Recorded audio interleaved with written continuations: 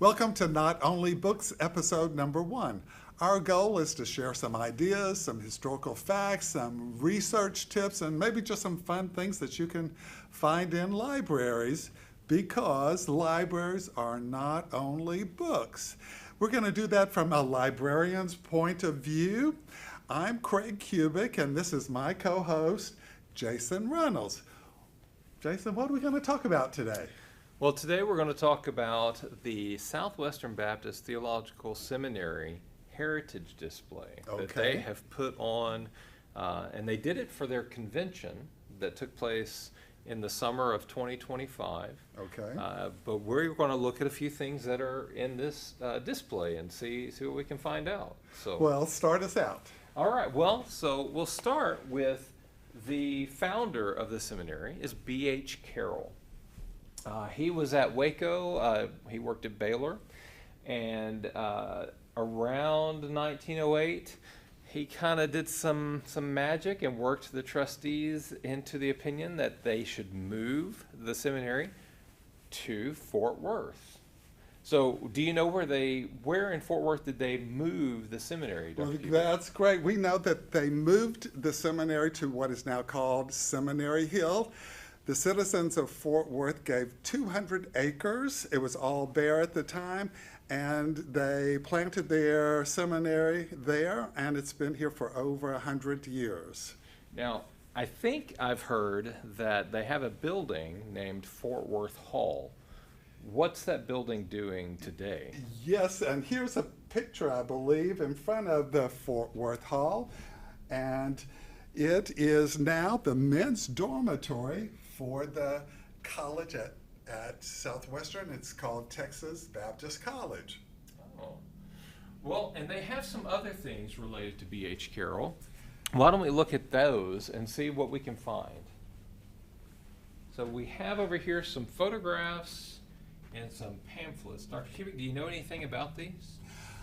I know a little something about B.H. Carroll. I know that he served in the military, and you know a little bit more than I do about his first military years. Well, so we have a picture here. Now, whether this is from his time in the Texas Rangers, I don't know. But we do know that he served with the Texas Rangers, and the seminary actually has a little notebook of his where he writes his experiences of working in the Texas Rangers and helping people when they had problems on their land or fires or anything else, but it's all from his time before he was a pastor. He also went on to serve in the actual Confederate Army, and he served there a couple of years before the end of the war. Tell us something about this schematic that we find here in the display. So what we see is looks like a blueprint almost of the old Carroll home, as it says here. So it's the Carroll family, and it shows, you know, the orchards they had and a play yard and some houses where the houses were located. Notice they have a cemetery over on this far side, a garden, and a horse lot. So it kind of gives you an idea of how much land his family would have had. And it was in Burleson County, Texas, which isn't too far away from where the current seminary sits. So we know Carroll had a very long beard, which he was famous for, but he was also a great orator. He did not have a huge amount of writings. He's mostly known for his commentaries and then for the little pamphlets and other smaller items that were published. That is his contribution to literature related to the Bible. Well, now let's go over a couple. I see another display for a second president. Dr. Kubik, who is the second president for Southwestern? Southwestern's second president was Dr. Scarborough, and he is a real Texan. And here in this display we find a great picture. He's a very dashing young man at this time. And you know a few things about Dr. Scarborough. Well, I do know that he lived in West Texas because we have a note here on this photograph that it's from his parsonage in Abilene, Texas. So that's kind of an interesting thing to know that he actually was a pastor in a local congregation. Not far. Abilene's only, I believe, a couple of hours away from the DFW area.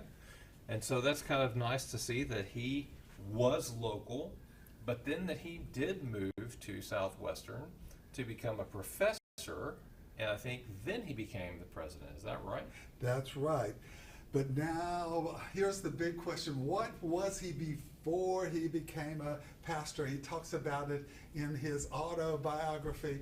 And if we can move over here, we'll see the next display, because we have the original manuscript. This is a copy of the manuscript, but you can see the title is The Evolution of a Cowboy, or The Story of My Life, which chronicles his real life being a cowboy in real Texas, right, and the way we think of Texas, big wide open spaces. And of course he did write many other things and is well known for having promoted and grew the seminary. Well, and so this space, in addition to information about the presidents that worked at the seminary, they also have numerous photographs that show the development of the campus. There are pictures of graduating classes from the women's training school to the entire seminary. As we progress through here, we can see photographs showing the building of different buildings that are important, as well as some musical instruments. They've really done a great job of getting not only books into this display.